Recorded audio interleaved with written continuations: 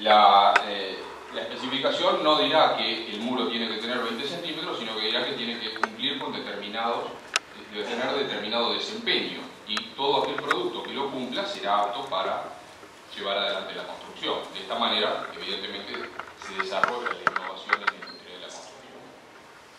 Quiero referirme a un par de casos. Uno de ellos es el caso español, en el cual el Código Técnico de la Edificación es una norma que regula las distintas características que deben tener las construcciones.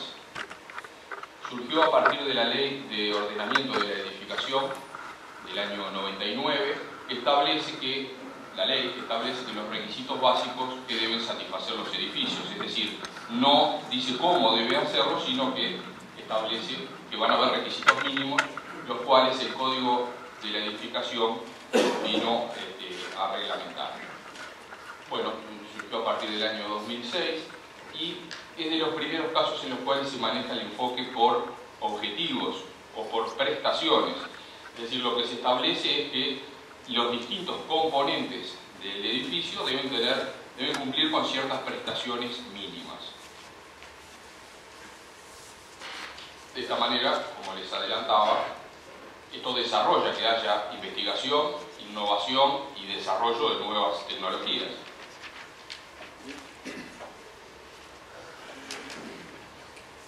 Bueno, esta es la estructura, que se la muestro porque va a ser tomada por normas posteriores o por normas de otros lugares. Es decir, cómo se va a regular o cómo se van a poner estos requisitos. Se va a categorizar de acuerdo a, estos son documentos básicos, que así se estructura el Código Técnico de la Edificación, documentos básicos de seguridad estructural, de seguridad en caso de incendio, de seguridad de utilización y accesibilidad, ahorro de energía, protección frente al ruido y salubridad. Otro caso más cercano es la norma 15.575 brasilera, la norma de desempeño, que está establecida para edificios de vivienda de hasta 5 niveles. Fue creada en el año 2008 y hay una versión más reciente del año 2013 que entró en vigencia en julio del 2013, 150 días después de su promulgación, y establece los parámetros técnicos en las distintas áreas que ocupa el edificio. Requisitos generales, estructuras, pisos, juntas verticales, techos y sistemas sanitarios. Lo que esta norma regula es cuál va a ser el nivel mínimo, el desempeño mínimo en cada una de estas áreas que debe cumplir el edificio, y categoriza el desempeño mínimo, intermedio y superior en función de los valores que se alcance en cada uno de ellos. Esto se está utilizando ya no solamente como un elemento obligatorio de cumplimiento, es decir, la aislación acústica de un cerramiento debe ser como mínimo de tantos decibeles para los distintos usos o las distintas aplicaciones que vaya a tener. Es decir, no solamente la norma lo que me permite es asegurar que se cumple un estándar mínimo de desempeño, sino que además para construcciones de padrones superiores la norma está siendo utilizada como un diferenciador. Ya hay inversiones en Brasil que apuntan a una categoría superior y están utilizando el cumplimiento de la norma como un diferenciador. Es decir, dentro de sus argumentos de promoción manejan el hecho de tener un carácter superior en los distintos aspectos que regula la norma. Esto es algo así como ayer en la charla que dio Ariel Sueiro se refería a la etiqueta de eficiencia energética y algunos otros sellos que hoy se están utilizando ya como diferenciador y como valorizan a las construcciones o las diferencias del resto. Bueno, y mientras tanto en Uruguay el camino es bastante por el mismo lado. Bueno, en los compañeros de panel que van a venir posteriormente, que lo van a hablar con mucho más propiedad porque lo manejan desde dentro de esto, pero desde el año 2011 el Ministerio de Vivienda estableció por una resolución que los sistemas constructivos no tradicionales para lo que es vivienda de interés social requieren de una evaluación técnica. Esa evaluación técnica, es decir, que no cualquier sistema va a ser avalado para aprobarse construcciones, sino que van a requerir de una evaluación que va a determinar cuáles son aptos y cuáles no. Esa evaluación técnica la realiza una comisión técnica de evaluación. El procedimiento está claramente establecido en el reglamento de otorgamiento del DAT. El DAT es el documento de aptitud técnica. Los estándares están recogidos, están establecidos en un documento que se llama Estándares de Desempeño y Requisitos para la Vivienda de Interés Social. Una vez verificado que se cumplen todos esos requisitos, lo que se obtiene es el documento de aptitud técnica, DAT en nuestro caso, en Argentina es el certificado de aptitud técnica, en otros países es el DATE, y pasa a integrarse al registro de sistemas constructivos no tradicionales. Bueno, este es el documento de los estándares de desempeño, es decir, el documento en el cual se va a establecer cuáles son los parámetros mínimos que debe cumplir en las distintas áreas que se va a analizar la construcción. Hay una primera parte que es relativa al proyecto, es decir, que no hace el sistema constructivo, y hay una segunda sección en la cual sí se establece que se van a determinar estándares de calidad que obligatoriamente van a tener que ser satisfechos por la construcción, independientemente de la solución constructiva. Es decir, que la solución constructiva va a ser apta en la medida en que cumpla con esos requisitos mínimos. Y esos requisitos apuntan a diferentes aspectos de la construcción: requisitos de seguridad, estructural, ante el fuego y de utilización, de habitabilidad y confort, de higiene, salud y medio ambiente, de durabilidad y un análisis de costos del sistema constructivo. Con respecto de la estructura, el primer hincapié que hago, y en la misma línea de las charlas que fueron ayer, si recuerdan Máximo Benítez, cuando habló de la parte estructural, como toda estructura debe ser diseñada y debe ser calculada, ¿no? Entonces, el diseño y cálculo por profesional es inevitable, como en cualquier solución constructiva de nuestro medio. Con respecto de los materiales, tenemos la ventaja que les decía de que en lugar de partir de materiales de una fabricación artesanal y con poco control y con poca certificación, utilizamos materiales, el sistema Steel Framing utiliza materiales normalizados. Ayer el ingeniero Pedrazzi hablaba de la norma IRA-MIAS U500-205, la norma argentina que regula las características que deben cumplir las estructuras de acero para su utilización en construcciones de steel framing. En el mismo sentido, la norma ASTM americana, la A924M, es la que regula las características para el mercado norteamericano de las estructuras de acero. Esto va dentro de la conformación de la perfilería, de la chapa base, los espesores de galvanizado, las secciones, los conformados, las características geométricas que deben cumplir los perfiles.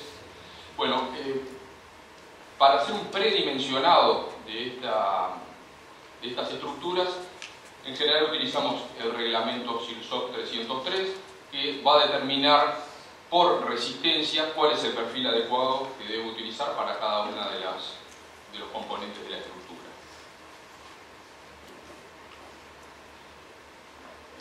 Muy a modo de ejemplo, esto es un ejemplo de las tablas de predimensionado, en lo cual son tablas de múltiple entrada. Acá interviene la carga de viento, acá interviene el calibre de la perfilería, que va desde 0,89 o 0,9, porque dice 0,89, actualmente 0,9, 1,25, 1,60 y 2 milímetros.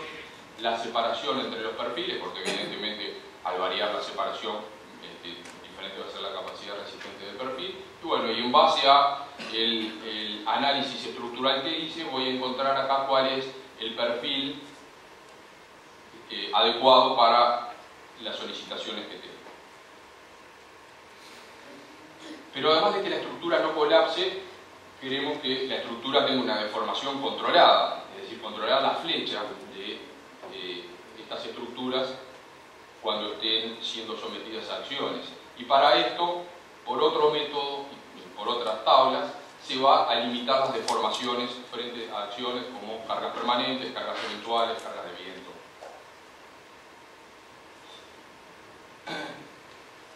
Después, otro de los requisitos de seguridad que impone la norma es realizar ensayos de impacto de cuerpo duro y cuerpo blando. Esto es someter a una muestra real del tabique a probar a el impacto de un cuerpo duro y un cuerpo blando, que ahora se los voy a mostrar. Por supuesto que el ensayo está normalizado tanto en el elemento que impacta el tabique. Son dos ensayos distintos, ¿no? Uno cuerpo duro, que es una bolita pequeña, y el otro que es cuerpo blando, que es un saco que impacta sobre el tabique. Está normalizado cómo hacer el ensayo, está normalizado desde qué distancia debo dejar caer los elementos para imprimirle una energía normalizada al tabique. Esto es un ejemplo de en qué consiste el ensayo. Acá tenemos desde las distintas distancias que haga impactar el cuerpo, voy a tener las distintas energías que le voy a aplicar al tabique. Este es tal cual nuestra mesa de ensayo en la Facultad de Arquitectura. Esto es otro en un laboratorio brasilero. Acá ven que se estaba haciendo un ensayo de un muro, en este caso era un muro de mampostería. Se rompió todo después de esto. Bueno, otro punto importante es el comportamiento de estos sistemas frente al fuego. Y algunos aspectos refieren al proyecto mismo, ¿no? El primer principio va a ser dificultar el principio de incendio. Esto no tiene que ver con el sistema constructivo, sino que se hayan tomado las medidas adecuadas para que no se genere el incendio.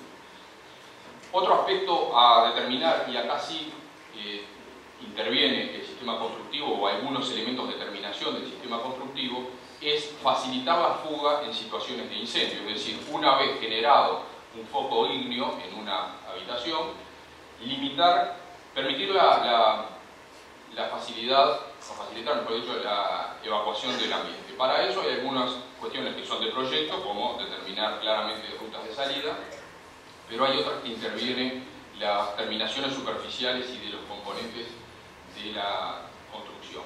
Y entonces hay un ensayo que se hace que es limitación de la densidad de humos, en el cual se van a analizar los componentes de muestras de los componentes de esta construcción y verificar la densidad de los humos que emanan al producirse la combustión.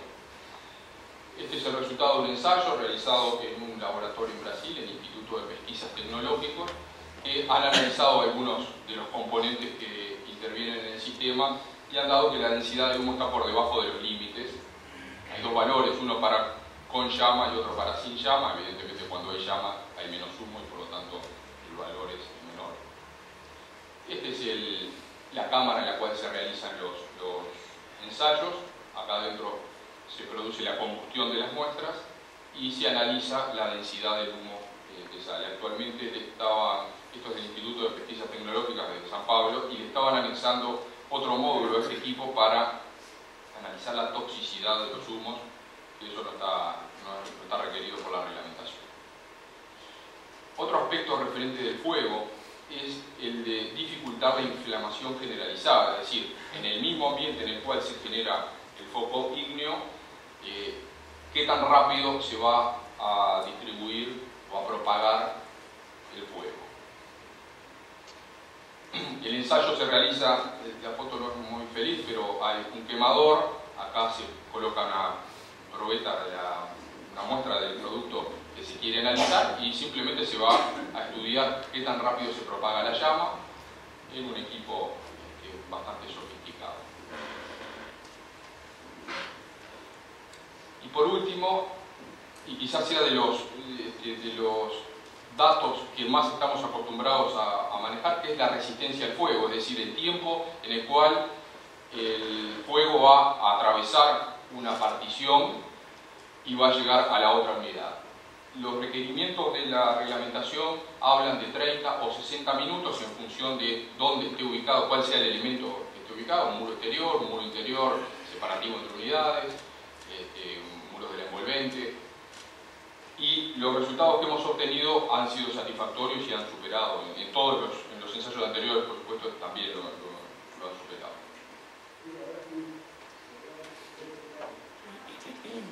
Acá son un par de fotos. Acá se estaba ensayando, bueno, un cerramiento, una puerta. Este pórtico que tiene construido un muro y esta puerta se coloca frente a los quemadores y se analiza el tiempo de retardo del pasaje de fuego. Y acá lo que muestra es el mismo pórtico, pero para un ensayo que se hace de muros con capacidad portante, es decir, muros de carga, que si llegan a ver acá abajo, hay un elemento que le aplica cierta presión, cierta compresión al muro para simular un muro portante que esté siendo sometido a fuego. Esta es la aprobación de la Dirección Nacional de Bomberos, en el cual ha aprobado las dos tipologías de muros que frecuentemente utilizamos, que es la de aplicación de placa cementicia directa y la del sistema AIBS, que es el de aislación continua exterior. Los dos cuentan con la aprobación de la Dirección de Bomberos. Después hay requisitos también de desempeño hidrotérmico del sistema, es decir, para validar un sistema se van a analizar desde el punto de vista de la transmitancia térmica, de las condensaciones, cómo se comporta. Y al respecto, les diría que es de las mayores fortalezas que tiene el sistema. Ustedes recuerdan el valor máximo de transmitancia que establece la Intendencia es 0,85 para cubiertas y para muros exteriores. Y para hacer una comparativa con un doble muro de ladrillo o un doble muro de ticholo, que están por supuesto por debajo de esos valores, pero bastante próximos, las soluciones que tenemos ensayadas con sistema de steel framing, tanto para aplicación directa como para aislación continua exterior, están francamente despegados de ese valor. Lo mismo para cubiertas. Esto puede llegar a encontrar alguna diferencia de valor en alguna otra publicación o en alguna otra presentación que escuchen en estos días. Bueno, puede variar a espesores de aislación o a distintas conformaciones de muro, pero todos van a ver que están en valores realmente muy por debajo de las transmitancias máximas aceptadas. Bueno, lo que refiere a factores de hueco y transmitancia térmica de los vanos, en realidad no es propio del sistema, porque el sistema admite cualquier sistema de carpintería, así que no es algo a analizar en el sistema constructivo. Respecto de las condensaciones, se han hecho las verificaciones para las condiciones establecidas de humedad y temperatura, que es una temperatura exterior de 4 grados y 90% de humedad exterior, y una temperatura interior de 18 grados y 80% de humedad, que no se producen condensaciones superficiales ni interficiales. Bueno, con respecto a los puentes térmicos, la recomendación, y creo que es hacia donde va a ir el sistema, cada vez más se está utilizando este sistema de aislación continua exterior, el sistema IBS, es, ayer creo que ya algo se ha comentado, si tenemos la estructura, si tenemos los paneles de rigidización y bueno, los distintos componentes de este cerramiento multicapa, es disponer por fuera de la construcción un aislante continuo que proteja totalmente la construcción. Desde el punto de vista acústico, el desempeño también es muy bueno. Recuerden que algunas de las capas que específicamente se disponen en este sistema multicapa es para dotar al sistema de una mejor reducción sonora. Entonces, variando el producto del aislante acústico que ponga en la cámara, voy a obtener mayores o menores resultados. Pero para las aplicaciones que frecuentemente utilizamos son más que buenas, ¿no? 45 decibeles para muros separativos, 59 para muros exteriores. Así que cumplimos con creces los requisitos mínimos. Esto es un ensayo que se hace a muros, a pruebas hechas en tabiques reales. Es decir, en este pórtico se construye el tabique con sus aislaciones, con sus componentes tal cual se va a ensayar. El tabique, no sé si llegan a ver acá que hay una apertura en este gran ambiente que va a ser se va a introducir este pórtico y ese cerramiento, por supuesto el pórtico se va a sellar para evitar fugas de sonido por los costados de él. El tratamiento interior de la sala, por supuesto que está normalizado, y lo que se va a medir entonces es el pasaje de sonido para casos en los cuales, además de los cálculos teóricos, se quieran hacer verificaciones reales.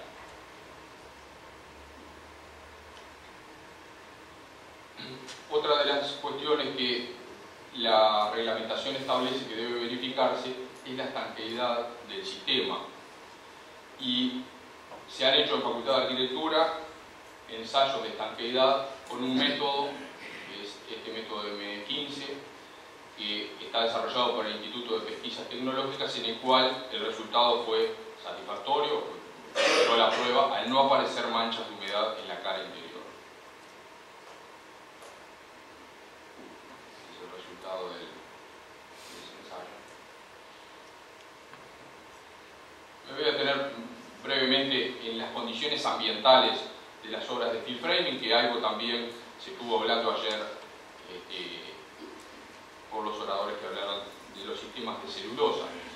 Este sistema es un sistema amigable con el medio ambiente. Utiliza productos que son reciclables, la perfilería, hasta cierto grado las placas de yeso.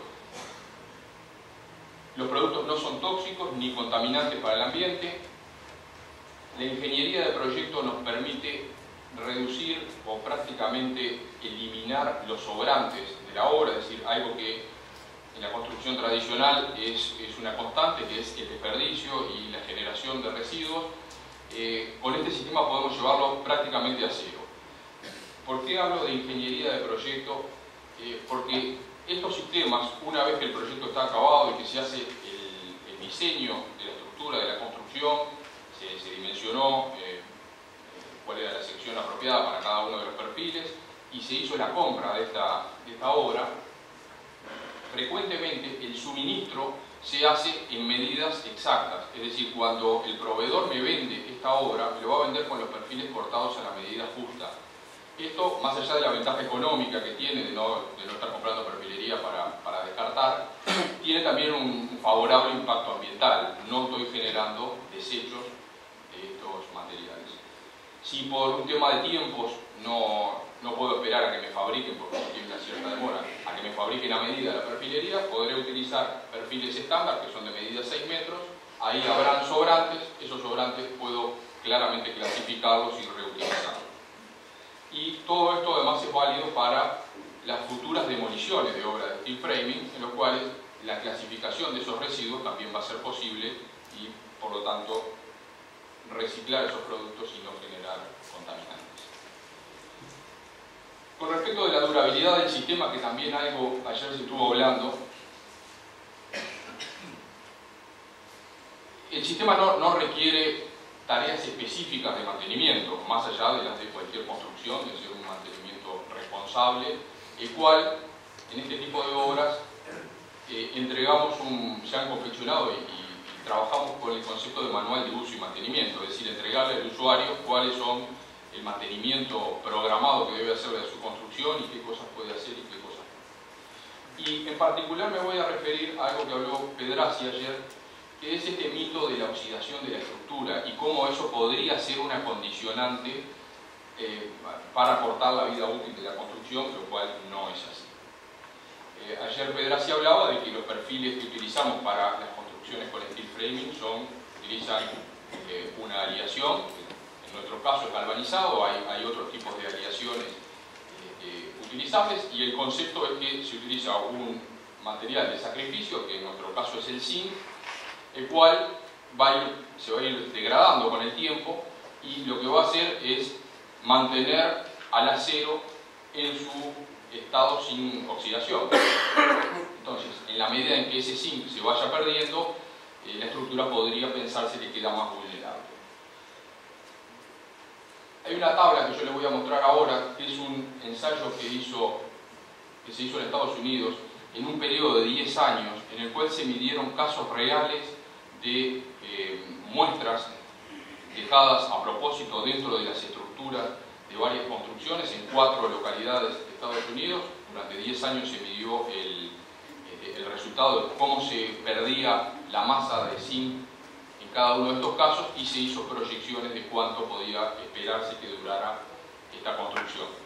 Les recuerdo que esta perfilería, y los valores que vamos a ver acá de duración de esta perfilería, no quiere decir que un perfil galvanizado yo lo deje expuesto a la intemperie y vaya a durar eso, ¿no?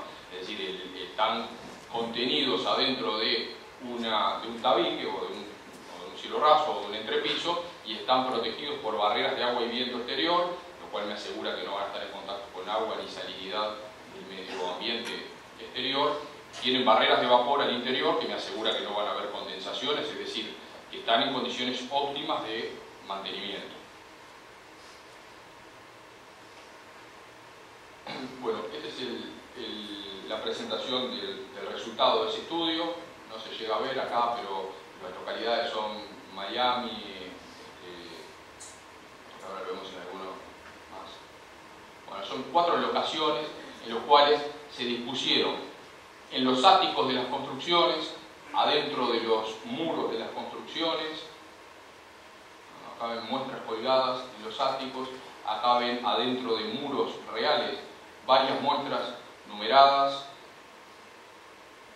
Acá ven la muestra, el operario no incidiendo con el tacto de estas muestras, las muestras numeradas, y se va midiendo cuál es la pérdida de la masa del zinc a lo largo del tiempo para poder estimar cuál es la previsión de vida de esto, ¿no?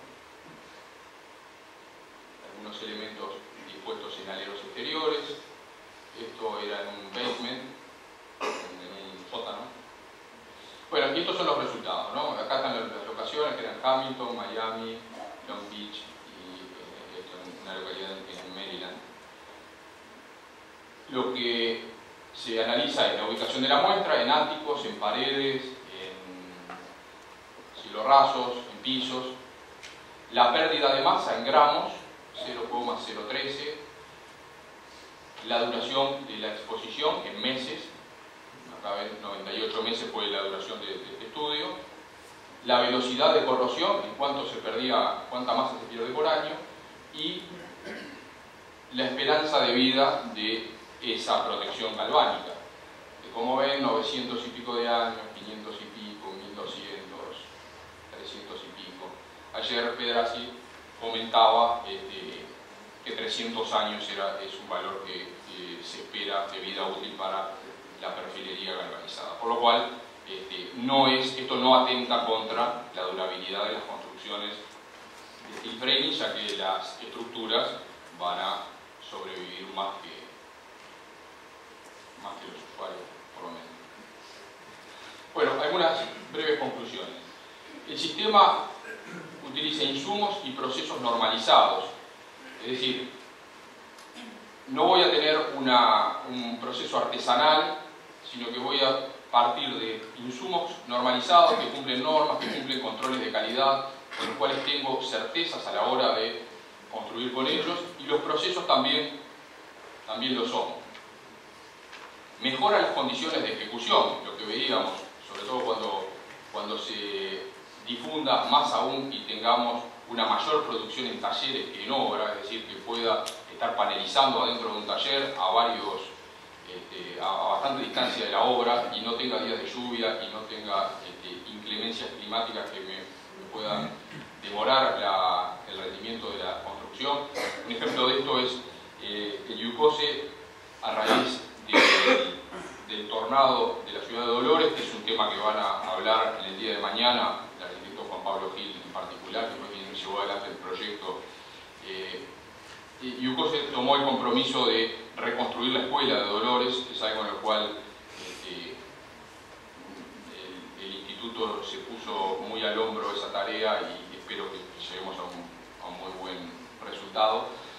Lo que tenemos el panelizado de ese proyecto para reconstruir la escuela y eso se va a fabricar en talleres y va a ser montado simplemente en el lugar, lo cual ahí se va a poder apreciar las ventajas de esta forma de ejecutar las construcciones, de panelizar. Realiza el control de la dirección de obra. es sin lugar a dudas mucho más fácil y mucho más exacto controlar obras con steel framing, porque voy a tener planos de panelizado de cada uno de los paneles y voy a simplemente a verificar que las fijaciones y que los controles y que los productos adecuados hayan sido los especificados. Las condiciones de confort que genera, térmico, acústico, en espesores reducidos, que son mayores que en la construcción tradicional, la calidad de las terminaciones. Reduce los costos de obra, ni que hablar los tiempos de ejecución, asegura una vida útil adecuada y genera un bajo costo de mantenimiento y es respetable con el medio ambiente. Entonces quizás sea hora de rever algunos paradigmas. Bueno, muchas gracias.